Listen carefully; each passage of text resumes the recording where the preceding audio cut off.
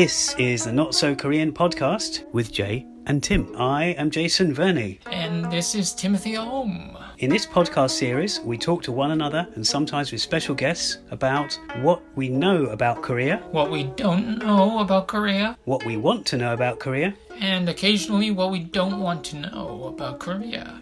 As you probably know, and as we always say, we usually record this live in UK's Koreatown itself. That's an area in and around New Malden. Yes, that's the largest Koreatown and Korean community in Europe. But I must add a quick statement from me, Jay, before passing you over to myself, on the fly and on the move somewhere else, that being in the heart of the Dalston area of East London.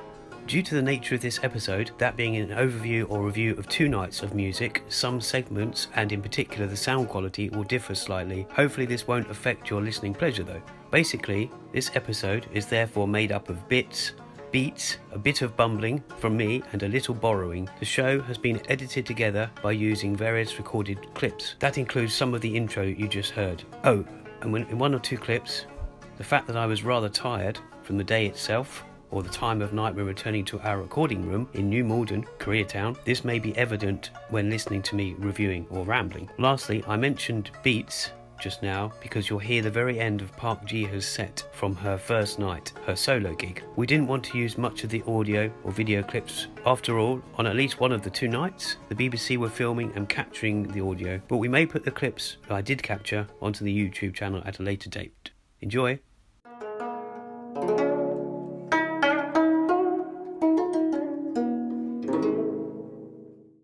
So here we are outside the venue, Café OTO in Dalston, awaiting Park Jiha, Jiha Park. I'm talking quietly because I'm kind of in a queue. I came here about, I don't know, it was a couple of hours before 8 o'clock. I did actually see Park Jiha sound checking, speak to you afterwards.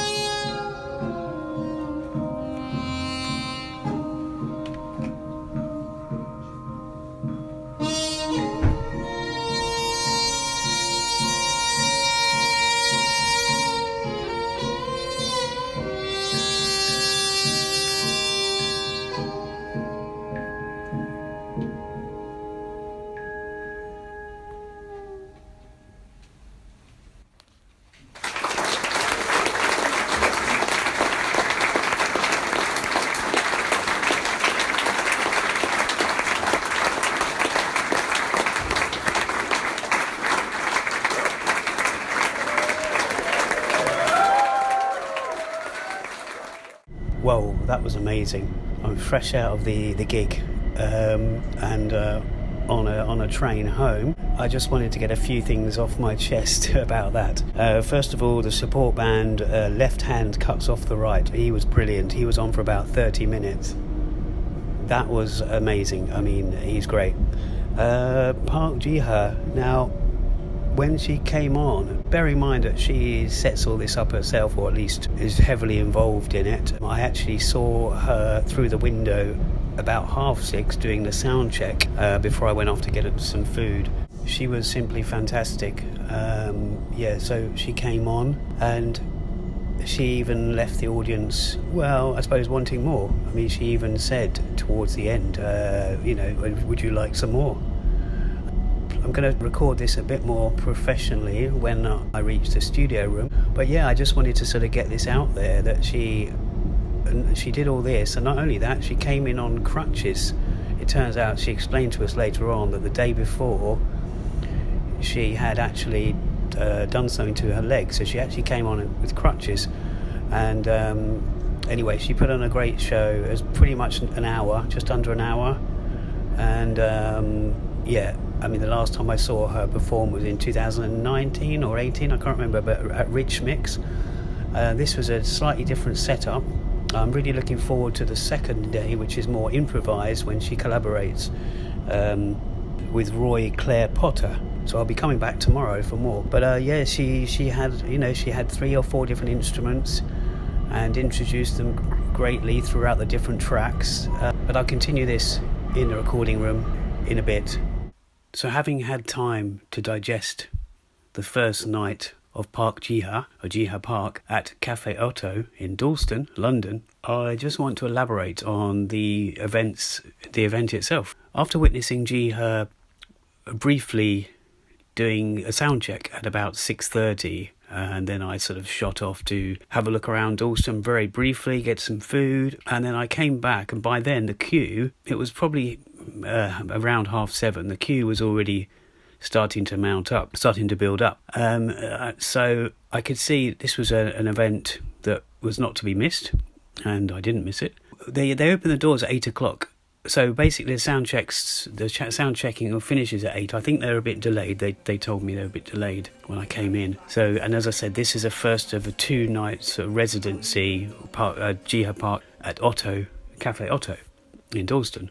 That venue, by the way, does seem to have some Korean artists quite often, even if they're not publicised. I mean, of course, like Philip Goman, or his writers sometimes at London Korean Links. He's always keeping up to date what he finds out about various events, and this is one of them. And I'm so glad I didn't miss it. So we had the support act, who's brilliant, as I mentioned before. And so then Park Jiha, she comes on. I realise then she's in crutches. And I realise her leg is, she's done something to her foot. And she does explain to us later on that something happened the day before. So this is quite a recent thing that happened. I believe she arrived in London around the 22nd of March. I did ask her this afterwards. I spoke to her. And also there's something, I think, on her Instagram regarding Uncut magazine, having an article featuring her in it. So, back to the performance. She's, sitting down, getting everything ready. And the first song starts off very stripped down. I believe it was the Piri. That's the double reed bamboo flute kind of instrument. I've seen other bands like Jambinai, they use it, or a variation of that, the Piri. So she starts with that, a track with that. And then moving on, I believe, to the... What I was waiting for, because it's such a sort of different instrument. That's what they call the bamboo mouth organ, but it's the Saenghwang. I might not be pronouncing that correctly, but it's a Saenghwang or Saenghwang, and it's the giant sort of wind instrument, you could call it, a giant wind instrument. Actually, I'm not sure. It might have been the Yanggeum that was second, which is the kind of what they call the hammered dulcimer, and that's like it's kind of, I would say, like a stringed xylophone almost. I mean, that's my way of explaining it, but it's definitely not that. I was looking around at that time, noticing the different mics set up. Of course, there was a guy on before, but he wasn't in the same position as she was. There was a mic set up, and there was one right above her, and you could call me stupid for not realising why that was there, but it wasn't until this second or third song or tune when she starts on this Saenghwang, and then I realised, because of course it's a wind instrument that goes up, so obviously you need a mic above it. It's quite a tall thing from where you hold it with your hands, where she holds it with her hands. Imagine like a church organ, but a miniature version of that. That's what I would say, all sort of cylindrical. I did notice the first couple of tracks that she did, I believe there was no backing track. We had the laptop on display, we could see that.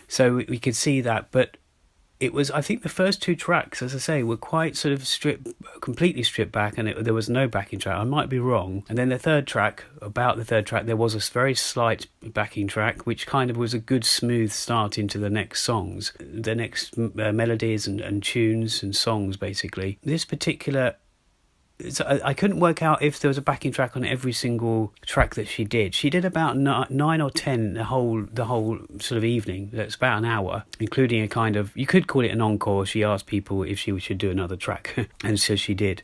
And she mentioned her album, which was on sale as well there. So I noticed, as I said, there was only a couple of tracks at the beginning. There was no backing track. There was a couple of tracks at the beginning, no backing track, and there was at least 2 where there were backing tracks, and then there was probably a few more throughout the set. I can't say they all were, but as I was explaining to someone who was next to me, that when I saw her Rich Mix, bear in mind she does, she's a one-man band or one-woman band. She does, it's all her, so you can't possibly have all these different sounds coming out, doing them all yourself. But I'm pretty sure this event was more sort of natural and more nothing. She wasn't, not to say she wasn't naturally in the Rich Mix gig, which was kind of in conjunction with the Korean Cultural Centre, the KCC UK. Maybe they had some say in whether she has a lot of backing tracks or whether it was just her say that she said, I want it to sound like this. I want it to sound, as good, just like the album tracks, as near as possible. I don't know, but it did feel more stripped back this time, but in a good way, so there was less backing. Because I remember speaking to people after that Rich Mix gig, and I thought it was brilliant. Not only did it start with my favourite track of hers, which is Borrowing Scenery, which is not off an album. It's off her first EP. I've been sort of into her music since around her first album, which is Communion. And again, the track on that, Communion, which she didn't play, she didn't actually play Borrowing Scenery either. But those 2 tracks are probably my favourite. I'm getting to like the new one, Gleam, the latest album. So she does all this. She's done the whole set. Because the songs feel very long, I mean, they're not all long, but live they're probably paced differently, slightly differently. But she was... she put on a really good show. As I say, she alternated between those 3 major instruments, and of course, the Yanggeum, which is the kind of the hammered dulcimer. I believe that's what it is. She also not only used these special, I don't want to call them, I would say sticks, but percussion instruments on them. She also used a violin, a bow. She also used a bow from a violin. I'm sure she did that before at Rich Mix, but I had quite a good view. Although I wasn't at the front, I was at the side, so I managed to get some sort of, basically a good view, maybe, and a couple of shots and a couple of snippets. Whereas if I was maybe sitting 2 or 3 rows back in the middle, I might not. There was a few people to sort of look over. If I had got there earlier, I would have been in the front row. So the second night is going to be her doing more sort of live improvisation with Roy Clare Potter, an English artist. That's going to be recorded for the BBC in collaboration with that English artist, and they're going to release it later on Café OTO. I really wanted to digest it. I probably haven't digested it enough. I did speak to her at the end, as I say, spoke to her about when she was with the band, she founded the duo Sum, which, as it says on Café OTO's website, cafeoto.co.uk, who, as I say, do have Korean artists quite often, whether they're Korean travelling from Korea or Korean from elsewhere. They do mention that, they were, as a reminder to me, because I think I've read this before, the duo that she founded, Sum, which it had a major impact on the new Korean music scene, so several years ago. So yeah, we're looking forward to that, and it was great. So yeah, when I spoke to her, I did give her a couple of business cards and spoke to her about various things she's doing. She was heading up to Glasgow after this for an event up there, and it was brilliant. It was a nice setting. I hadn't been to Café OTO before, but I really liked the idea. It's very sort of, again, to say like her music or her set was stripped back. It felt stripped back. The whole cafe itself, the way that you just put the band is there, chairs around. I did hear someone say they might have changed it, and I can speak to a couple of other people that I know that it might have been a different layout before. But I think it was it was a good atmosphere for that. And as I say, just to go back to her set again, and she said at the end, she sort of bowed, or not. She sort of stood up, best she could with the with her foot, the way it was in plaster or cast. She stood up, and she spoke a few words when she sat back down again. But she said that she's doing one more track. I think it was off the Gleam album. She asked if we wanted another one, so that's what you could call that an encore, really. Obviously, she wasn't going to hobble off, bless her. But either way, it was a great setting, great evening.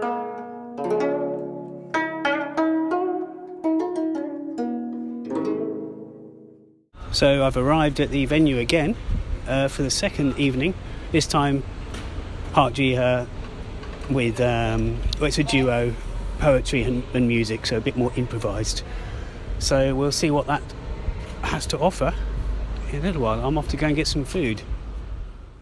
Well, that was something as well. That's the second night done now of Park Jiha, and this time it was a duo with a lovely poet, a woman, Roy Claire Potter. What I will say, similar to what happened in the first night out of these two, was that I arrived about 6:30. I could see they were sound checking. Park Jiha was there. Jiha was there doing her sound checking, and I saw the woman, Roy Claire Potter, sort of doing some. It looked like they were just sort of getting on, and I didn't really see much, but it looked like they were. Obviously, this was an improvised evening. That was how it was kind of sold. That's how it was kind of how it was promoted.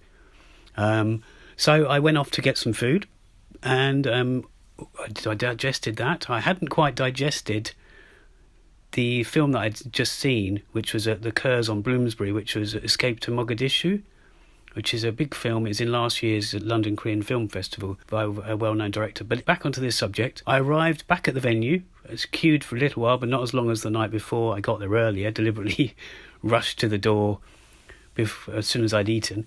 And I went in, and as I could see through the window already, actually, it was a much bigger setup. We had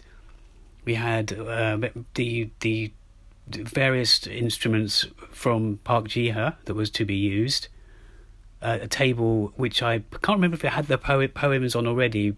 No, I don't think it did. I think it was a table ready for Roy Claire Potter for her to do poems. It was quite a low table. But the other stuff around there was a lot of mics around, more than before, because the BBC, it was being recorded for the BBC, and it was also being live streamed on the Café OTO.co.uk website.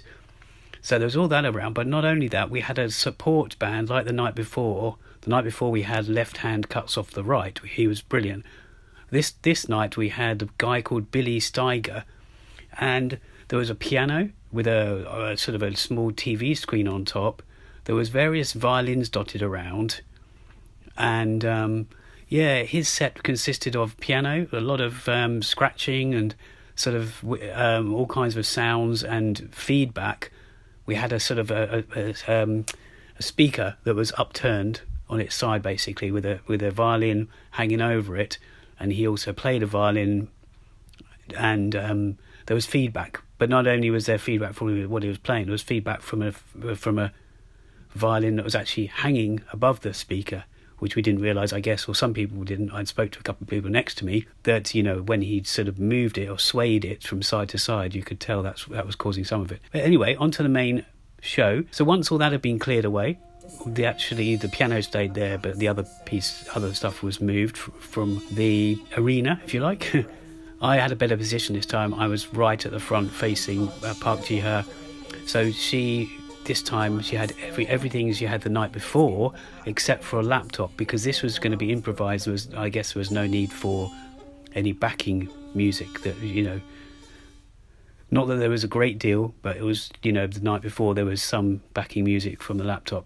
But what I found out afterwards from an Instagram post from these artists was that there was Roy Claire Potter. She also had a chest infection, so I didn't know that at the time. So they said on Instagram, I think it was something like, even with a an ailment or a bad foot and a chest infection, the two of them, they got through it. Yeah, it was very interesting. Very often, Park Jiha would start off the tracks, or the duet, if you like. There'd be quite a lot of instrumentation, and then Roy Claire Potter, she would join in. Quite emotional, I guess that's what she's known for. She tells it in such a way. These poems, they weren't rhyme poems, or maybe they were a little bit, but they were. I was trying to focus on both things, so I was trying to digest both the music and the the improv itself, the music improv, and also the poetry improvisation. We had, I don't know how many tracks it was, maybe 7, maybe long ones. It was a slightly less long, sort of a shorter set than the night before when it was just Park Jiha, because she did almost an hour. But it was very good, very different.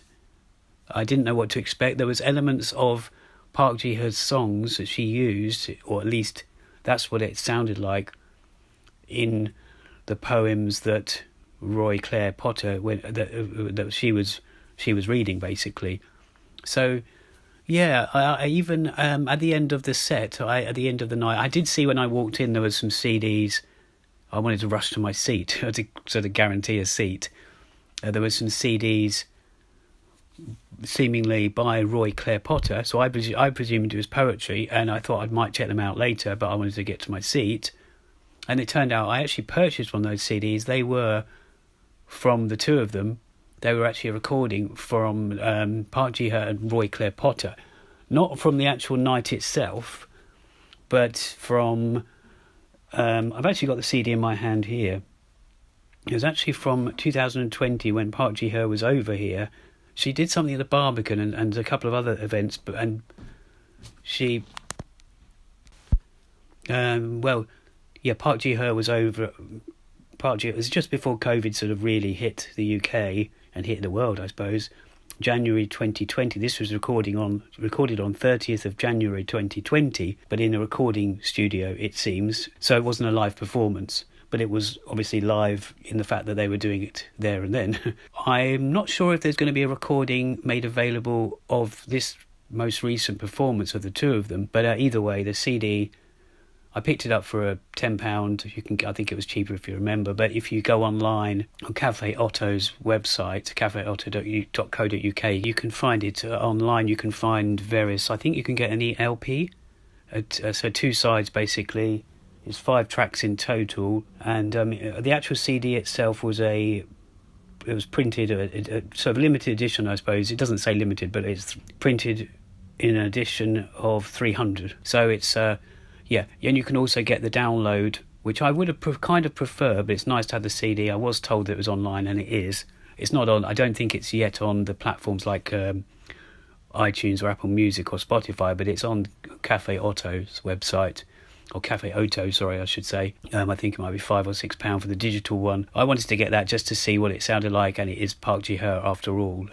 Whether you like poetry or not, I mean, Roy Claire Potter was very good, and she's very well known in what she does. She's recorded with other people, as has Park Jiha. Oh yes, I forgot to say yes. So when Park Jiha was here in January 2020, I believe she was doing something at Barbican and at another place. I do recall that. There was a lot going on with me at the time, I think. So yeah, it was a great ending of the 2 nights. I did speak to a couple of people that I'd met over the course of the 2 evenings.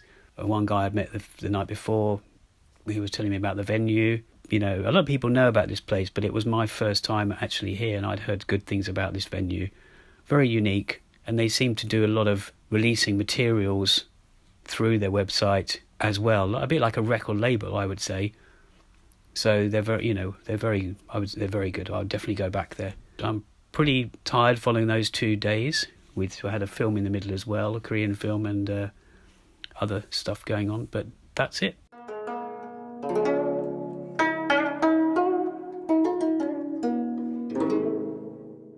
Well, we hope you enjoyed that episode. So that's all from us. 안녕히 계세요.